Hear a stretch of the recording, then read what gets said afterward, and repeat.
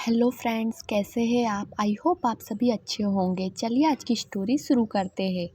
मेरी शादी को लगभग 6 महीने हो चुके थे। अपनी पसंद की शादी करने के लिए मैंने बहुत पापड़ बेले थे। हमारे घर में यह पहली ऐसी शादी थी जो घर वालों की मर्ज़ी से नहीं हुई थी। लड़की मैंने खुद पसंद की थी। मुश्किलें तो बहुत आई सभी को मनाने में, लेकिन लंबे समय की कोशिश के बाद माँ बाबा मान गए और फिर धीरे धीरे बाकी रिश्तेदार भी।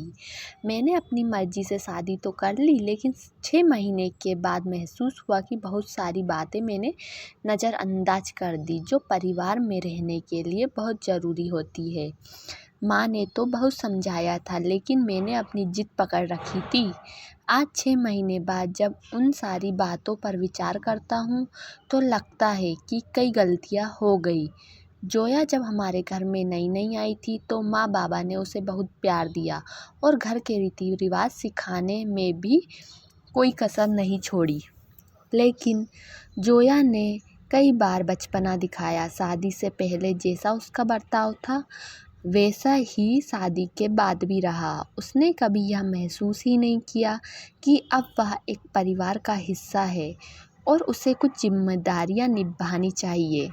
माँ अक्सर कहती थी, बेटा तुम्हारी बहू सजने संवरने पर ज़्यादा ध्यान देती है और घर के काम में उसका योगदान बहुत कम है। पहले मैं सारा काम खुद करती थी, लेकिन बहू आने के बाद थोड़ा तो आराम मुझे भी मिलना चाहिए। मैं सोच में पड़ गया कि जोया को कैसे बताऊं। आखिरकार एक दिन मैंने उसे अपने पास बैठा लिया और पूछा, जोया जो खाना तुम खाती हो वो कौन बनाता है। उसने जवाब दिया, माँ बनाती है। फिर मैंने पूछा, कपड़े कौन धोता है। उसने कहा, माँ धोती है। मैंने पूछा, घर की साफ सफाई कौन करता है। उसने जवाब दिया, माँ करती है। फिर मैंने उससे पूछा, तुम दिन भर क्या करती हो। तुम्हारा मन कमरे में अकेले नहीं लगता। उसने जवाब दिया, मैं आपके ऑफिस जाने के बाद अपना कमरा ठीक करती हूँ और नहा धोकर तैयार होती हूँ। फिर माँ जी नाश्ते के लिए आवाज़ देती है। मैं नाश्ता करके कमरे में आ जाती हूँ और टीवी देखती हूँ या इंटरनेट पर कुछ शो देख लेती हूँ। मैंने उससे कहा, अगर हम माँ बाबा से अलग रहे तो कैसा होगा। उसने कहा, यह तो अच्छा ही होगा, कम से कम खुलकर जी तो पाऊंगी। मैंने उससे पूछा, अगर अलग रहोगे तो खाना कौन बनाएगा। उसने जवाब दिया कि हम नौकर रख लेंगे। तब मैंने कहा, क्या तुम इस घर को अपना घर नहीं समझती हो। उसने कहा, समझती हूँ।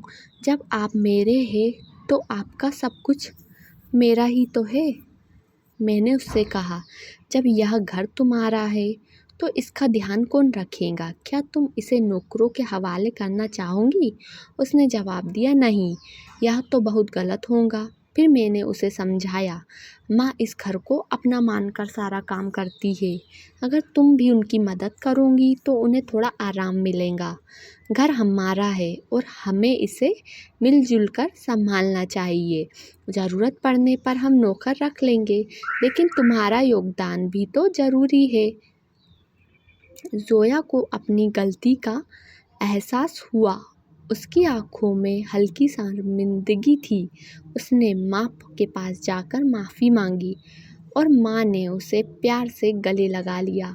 अगले दिन से जोया ने घर के कामों में माँ की मदद करना शुरू कर दी। अब दोनों मिलजुल कर काम करती और समय पर आराम भी करती।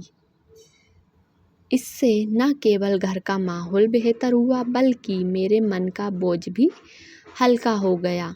मुझे लगा कि मैंने सही निर्णय लिया था और अब हमारा परिवार एक नई शुरुआत के साथ खुशहाल हो गया था।